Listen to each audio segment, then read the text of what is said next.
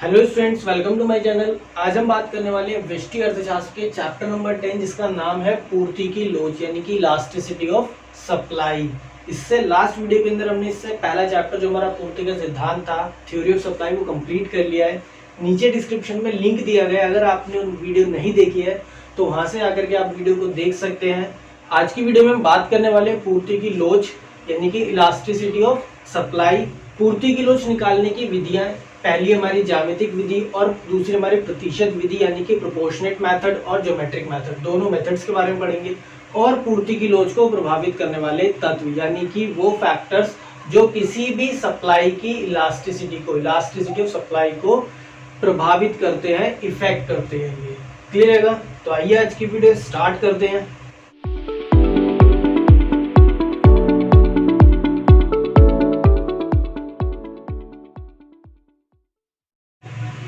तो देखिए, अगर हम बात करें पूर्ति की लोच की, तो पूर्ति की लोच की जो डेफिनेशन होती है, परिभाषा क्या होती है इसकी? वस्तु की कीमत में प्रतिशत परिवर्तन के फलस्वरूप, वस्तु की कीमत में प्रतिशत परिवर्तन के फलस्वरूप वस्तु की पूर्ति की मात्रा में होने वाले प्रतिशत परिवर्तन को क्या बोला जाता है? पूर्ति की लोच। यानी कि वस्तु की कीमत में जितना भी परिवर्तन आता है, वस्तु की कीमत में जितना भी परिवर्तन आता है, उसके फलस्वरूप, उस परिवर्तन के कारण वस्तु की पूर्ति की मात्रा में जो भी परिवर्तन आता है उसे हम क्या बोलते हैं? पूर्ति की लोच बोला जाता है। वस्तु की कीमत बढ़ने से कितनी वस्तु की पूर्ति बढ़ती है, वस्तु की जो पूर्ति होती है वो कितना बढ़ता है, कितनी बढ़ जाती है वस्तु की पूर्ति, इसी को बोलते हैं हम पूर्ति की लोच। अगर हम इसके सूत्र की फॉर्मूले की बात करें तो ईएस का मतलब होता है इलास्टिसिटी ऑफ सप्लाई यानी कि पूर्ति की लोच। क्या फॉर्मूला होता है? वस्तु की पूर्ति में प्रतिशत परिवर्तन डिवाइड में वस्तु की कीमत में प्रतिशत परिवर्तन। वस्तु की कीमत में प्रतिशत परिवर्तन के फलस्वरूप उसकी पूर्ति में कितना परिवर्तन आया, इसी अनुपात को क्या बोला जाता है? पूर्ति की लोच बोला जाता है। क्लियर रहेगा? समझ गए? सेम हमारा इलास्टिसिटी ऑफ डिमांड जो हमारा चैप्टर था, मांग की कीमत लोच, बिल्कुल वही फॉर्मूला आएगा एज इट इज। बस यहाँ पर मांग की जगह पूर्ति हो जाना है और वो हमारा नेगेटिव का साइन लगता था क्योंकि उन दोनों के बीच में विपरीत संबंध पाया जाता था। यहाँ पर पूर्ति और कीमत में धनात्मक संबंध होता है, इसलिए हम माइनस का साइन हटा देते हैं और मांग की जगह क्या? पूर्ति आ जाता है।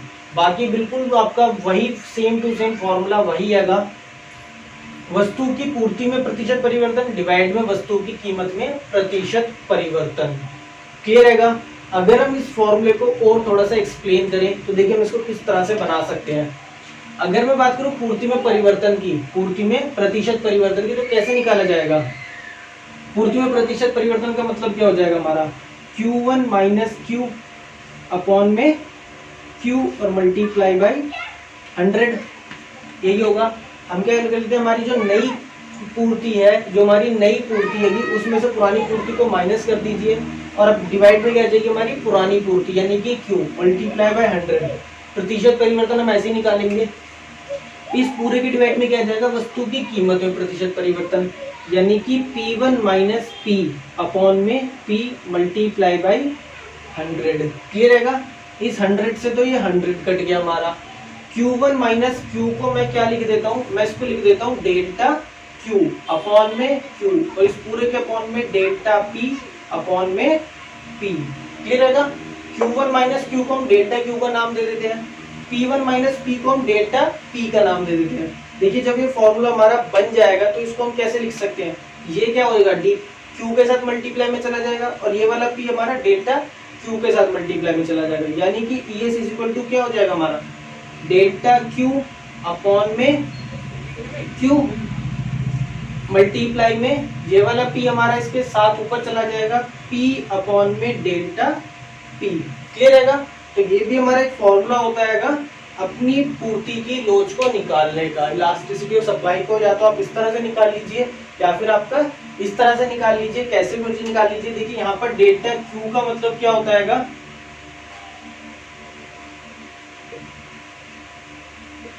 पूर्ति में परिवर्तन। डेल्टा P का मतलब होता है कीमत में परिवर्तन। P का मतलब है हमारा पुरानी कीमत और Q का मतलब है पुरानी पूर्ति। क्लियर है? तो आप इसको इस तरह से भी निकाल सकते हैं, चाहे तो इस फॉर्मूले से निकालिए या फिर आप ना इस फॉर्मूले से निकालिए। तो क्लियर है?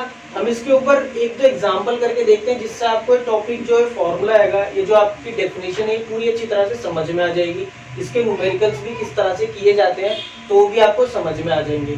तो एक तो एग्जाम्पल देखते हैं हम, जिससे आपको चीज क्लियर हो जाए।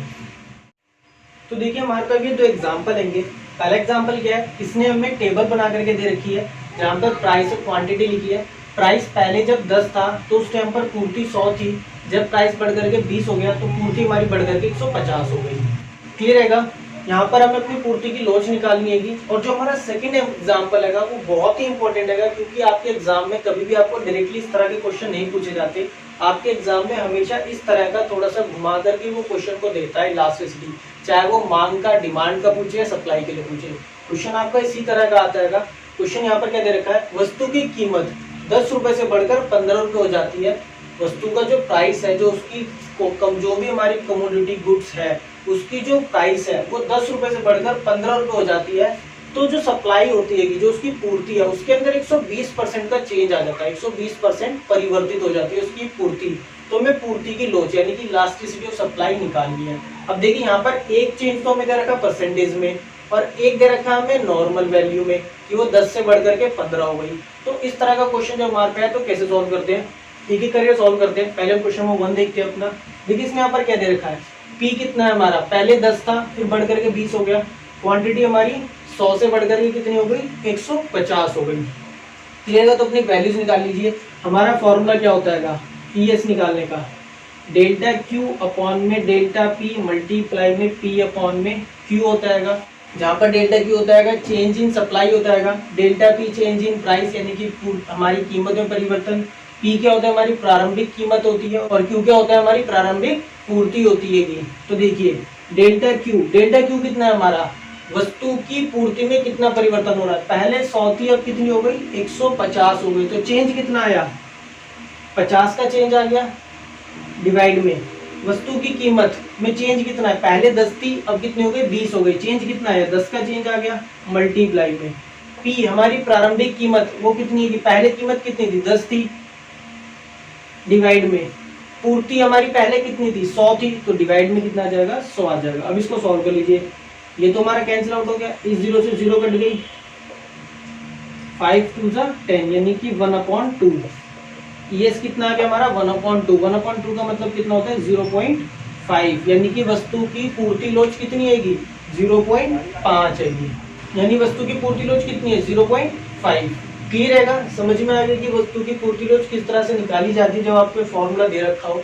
नॉर्मल से अगर हमारा बहुत ही इजी सा क्वेश्चन था, डायरेक्टली आपको टेबल बना करके दे रखी है, आप किस तरह से निकालोगे। अब हम चलते हैं अपने सेकंड एग्जांपल की तरफ। देखिए सेकंड के अंदर इसमें हमें क्या क्या दिया है, वस्तु की कीमत में जो परिवर्तन आ रहा है वो 10 रुपए से बढ़कर के 15 रुपए हो जाती है, यानी कि P कितना है मेरा 10 रुपए है जो मेरी इसकी प्रारंभिक कीमत है, और P1 जो है मेरी नई कीमत वो कितनी है 15 रुपए है। क्लियर है, प्रारंभिक कीमत मेरी 10 रुपए है, नई कीमत मेरी 15 रुपए है, और डेल्टा क्यू जो मेरे पास में वो कितना आएगा 120% है। डेल्टा क्यू क्या होता है हमारे परिवर्तन ही तो होता है पूर्ति में, तो पूर्ति में परिवर्तन कितना मेरा 120% है। अब देखिए यहाँ पर दोनों चीजें हमारी नॉर्मल वैल्यू है, ये परसेंटेज है, या तो आप इसको परसेंटेज को नॉर्मल बना लीजिए या फिर अपनी इनको परसेंटेज में काउंट कर लीजिए, क्योंकि आपको यहाँ पर इस फॉर्मूले के अंदर सारी वैल्यूज नॉर्मल में चाहिए होती है। पहला जो हमने फॉर्मूला पढ़ा है वहां पर हमें दोनों चीजें परसेंटेज में चाहिए होती है, तो हम क्या करते हैं अपनी कीमत को परसेंटेज बना लेते हैं, कीमत में प्रतिशत परिवर्तन निकाल लेते हैं। पहले हम कीमत में प्रतिशत परिवर्तन, फॉर्मूला क्या पढ़ा था हमने कीमत में प्रतिशत परिवर्तन का, P1 माइनस P अपॉन में P मल्टीप्लाई बाय 100। अभी मैंने लिखवाया था प्रारंभिक कीमत, अपनी कीमत में प्रतिशत परिवर्तन निकालने का फॉर्मूला क्या होता है P1 माइनस P, नई कीमत में से प्रारंभिक कीमत को माइनस कर दीजिए, डिवाइड में P जो भी आपकी कीमत है मल्टीप्लाई बाय 100, इसको निकाल लीजिए। देखिए P1 कितना है मेरा 15 माइनस 10 डिवाइड में 10 और मल्टीप्लाई बाई 100, सॉल्व कर लीजिए, 0 से 0 कट जाएगी, 10 15 में से 5 10 को माइनस करेंगे 5 की 10 से मल्टीप्लाई करेंगे कितना आ जाएगा 50, यानी कि कीमत में कितना परसेंट का चेंज आ रहा है 50% का चेंज आ रहेगा। अब आ जाइए अपनी इलास्टिसिटी पर। ES बराबर क्या होता है हमारे पास में, ES का फॉर्मूला पूर्ति में प्रतिशत परिवर्तन डिवाइड में वस्तु की कीमत में प्रतिशत परिवर्तन। क्लियर है? यही फॉर्मूला होता है पूर्ति में प्रतिशत परिवर्तन डिवाइड में कीमत में प्रतिशत परिवर्तन। वैल्यू पुट कीजिए। देखिए पूर्ति के अंदर कीमत में कितना प्रतिशत आएगा, देखिए पूर्ति में कितने प्रतिशत का परिवर्तन आ रहा है, 120% का उसने हमें दे रखा है। 120% डिवाइड में वस्तु की कीमत में कितना प्रतिशत परिवर्तन आएगा, 50% आएगा। तो डिवाइड में 50 को सॉल्व कर लीजिए, 0 से 0 कट गई, डिवाइड कर लीजिए। वैल्यू कितनी आ जाएगी हमारी, 5 2 10, 5 4 20, यानी कि 2.4। ये क्या आ जाएगी हमारी इलास्टिसिटी ऑफ सप्लाई। ES कितना आ गया हमारा यहाँ पर 2.4। क्लियर है? समझ में आ गया इस तरह के क्वेश्चंस को आपको कैसे सॉल्व करना है। जब भी आपको दोनों वैल्यूज में से एक वैल्यू परसेंटेज में दे रखी हो और दूसरी वैल्यू आपको नॉर्मली दे रखी हो, तो आप उन दोनों में से दोनों को एक जैसा बना लीजिए। चाहे तो दोनों को परसेंटेज में चेंज कर लीजिए या फिर दोनों को नॉर्मल बना लीजिए। बट यहाँ पर दोनों को परसेंटेज में बनाना ज्यादा इजी होता है। आप दोनों को परसेंटेज चेंज कर लीजिए और अपना फिर परसेंटेज का फॉर्मूला लगा करके इजीली अपनी इलास्टिसिटी या सप्लाई को निकाल लीजिए। पूर्ति की लोच आपकी डायरेक्टली यहाँ से आसानी से निकल जाएगी। क्लियर है? तो आपकी बुक के लास्ट में इसमें इसके बहुत सारे एग्जांपल्स दे रखी है, बहुत सारे क्वेश्चंस आपको दे रखे हैं पूर्ति की लोच के। वहां पर जाकर के आप इसके क्वेश्चंस को सॉल्व जरूर कीजिएगा, क्योंकि आपके एग्जाम में इस तरह के क्वेश्चंस 100% एक आते ही आता है, या तो पूर्ति की लोच से आएगा या फिर मांग की लोच से आएगा। बट एक क्वेश्चन आपका जरूर पूछा जाता है 3 से 4 नंबर में, तो उनकी प्रैक्टिस जरूर कीजिएगा। अब हम आगे बढ़ देंगे। अब हम बात करेंगे पूर्ति की लोच के प्रकार के बारे में। क्लियर है? पूर्ति की लोच को के प्रकार को या फिर पूर्ति की लोच को निकालने की विधियां। तो देखिए अब हम बात करते हैं अपनी पूर्ति की लोच की विधियों की। पूर्ति की लोच की 2 विधियां होती हैं, जैसे मांग की लोच की थी वही हमारी पूर्ति की लोच की होती है। फर्स्ट होती है हमारी प्रतिशत विधि या अनुपातिक विधि, सेकंड होती है हमारी ज्यामितिक विधि। परसेंटेज मेथड या जो हमारी प्रतिशत विधि थी वो भी हमने पढ़ ली, अभी उसके हमने फॉर्मूला भी देखा था, उसके 2 एग्जाम्पल भी करे।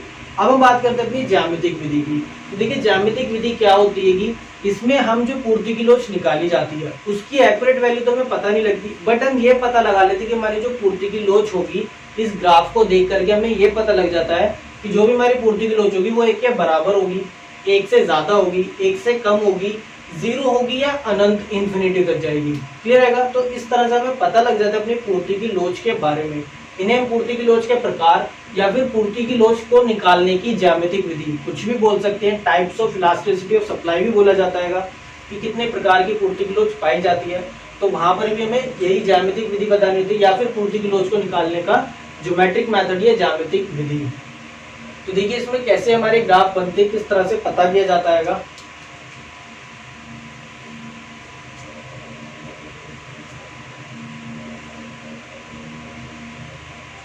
यहाँ पर अपना फर्स्ट बना लेंगे, सेकंड, थर्ड, फोर्थ और यहाँ पर अपना फिफ्थ बना लेंगे। क्लियर है? तो देखिए करके बात करते हैं हम। सबसे पहले हम बात करते हैं जब हमारा ES यानी कि इलास्टिसिटी सप्लाई कैसा होता है, 1 के बराबर होता है, यानी कि हमारी पूर्ति की लोच कैसी होती है, 1 के बराबर होती है। इसे हम हिंदी में बोलते हैं इकाई के समान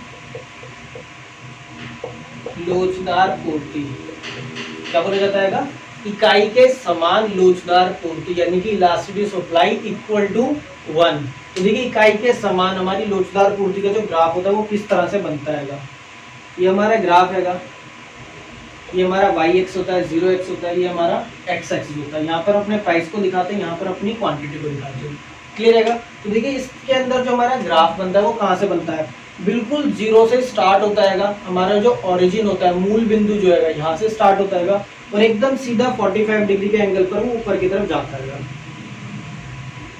ठीक है? होता है हमारा SS कर्व, यहाँ पर भी जिस तरह से बनता है 45 डिग्री के एंगल पर, 0 से एकदम 45 डिग्री के एंगल पर वो ऊपर की तरफ जाता है। देखिए यहाँ पर पूर्ति में जो परिवर्तन आता है वो कीमत के बराबर होता है। देख लीजिए जैसे यहाँ पर हमारी प्रारंभिक कीमत थी, इस पर हमारी प्रारंभिक मांग थी, कीमत बढ़ गई मेरी, तो उसकी वजह से जो मेरी पूर्ति भी बढ़ गई। देखिए पूर्ति में परिवर्तन और कीमत में परिवर्तन दोनों क्या बराबर रहेगा। कीमत में जितना परिवर्तन आ रहा है उसकी वजह से पूर्ति के अंदर भी मेरा उतना ही चेंज आ रहा है। क्लियर रहेगा? मतलब कि जब पूर्ति में और वस्तु की कीमत में दोनों में समान चेंज आता है, समान परिवर्तन आता है, जितना चेंज कीमत में आया उतना ही चेंज पूर्ति में आ रहा है, तो उसे हम क्या बोलते हैं, ES = 1, यानी कि वहां पर हमारी इकाई के समान पूर्ति की लोच पाई जाती है। क्लियर रहेगा? अब हम बात करते हैं अपने सेकंड टॉपिक की। सेकंड क्या है हमारा, ये हमारा ES > 1, यानी कि इकाई से अधिक लोचदार मान। क्या बोलते हैं इसे, इकाई से अधिक लोचदार पूर्ति, इकाई से अधिक लोचदार पूर्ति बोला जाता है। देखिए इसका ग्राफ किस तरह से बनता है, पहले अपने एक ग्राफ बना लेंगे। ये हमारा ग्राफ हैगा, ये इसका y एक्स हैगा 0, ये हमारा x एक्स। यहाँ पर अपनी क्वांटिटी को शो करेंगे, यहाँ पर अपने प्राइस को शो करेंगे। क्लियर रहेगा?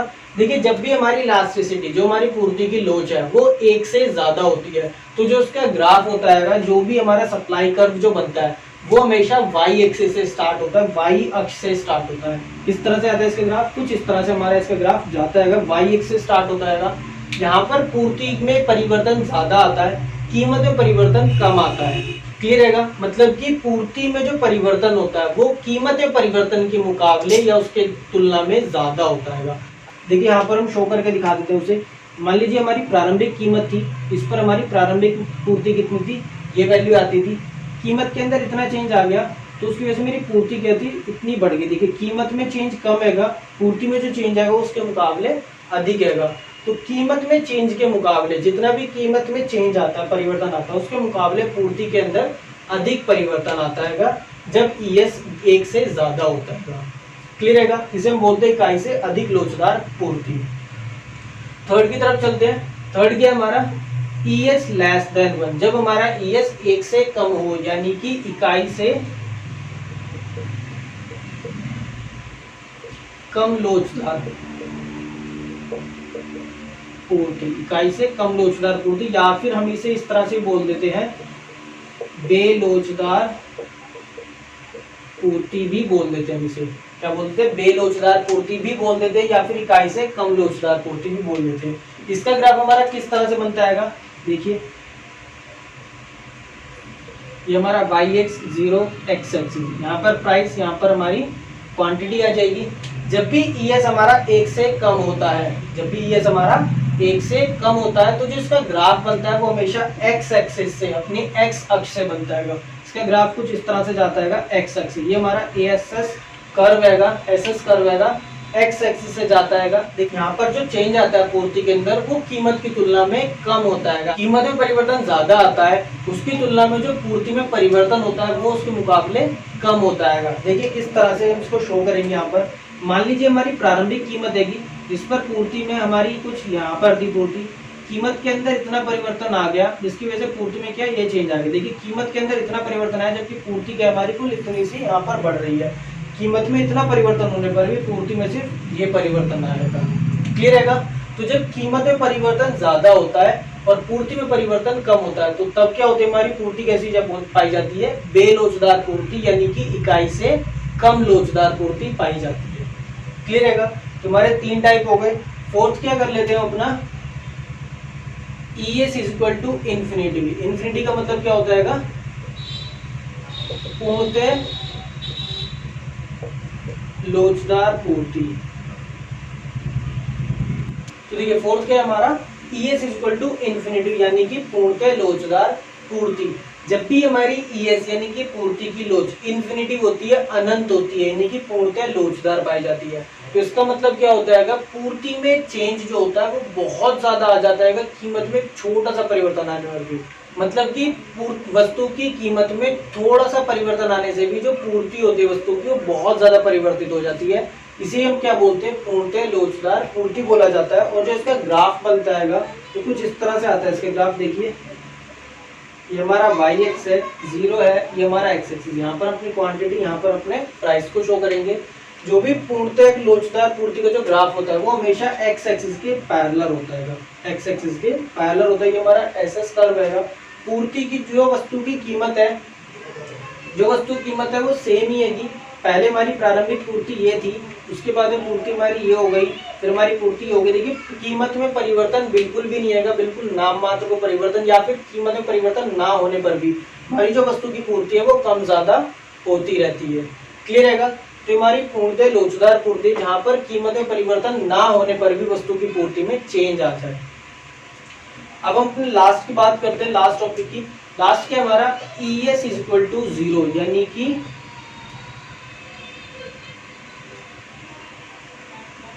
पूर्णतः बेलोचदार पूर्ति।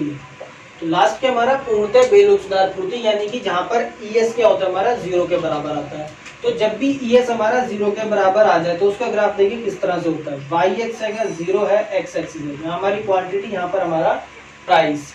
तो जब भी हमारा ES 0 के बराबर होता है तो उसका जो SS कर्व जो होता है, जो हमारा सप्लाई कर्व होता है, पूर्ति वक्र जो होता है, वो हमेशा y के पैरेलल जाता है, समांतर जाता है। y के हमारा समांतर जाता है। देखिए यहाँ पर पूर्ति की जो वस्तु की कीमत होती है उसके अंदर कितना भी चेंज आ जाए, बट उसकी वजह से वस्तु की पूर्ति में कोई परिवर्तन नहीं आता। प्रारंभिक कीमत हमारी यहाँ पर इतनी थी, जब भी पूर्ति सेम थी, कीमत बढ़ गई जब भी पूर्ति सेम है, कीमत अगर हमारी घट गई तब भी हमारी पूर्ति क्या है, सेम ही है। तो कीमत में परिवर्तन के कारण वस्तु की पूर्ति पर कोई भी इफेक्ट नहीं पड़ता। इसे हम क्या बोलते हैं, ES इक्वल टू 1, यानी कि पूर्णतः बेलोचदार पूर्ति।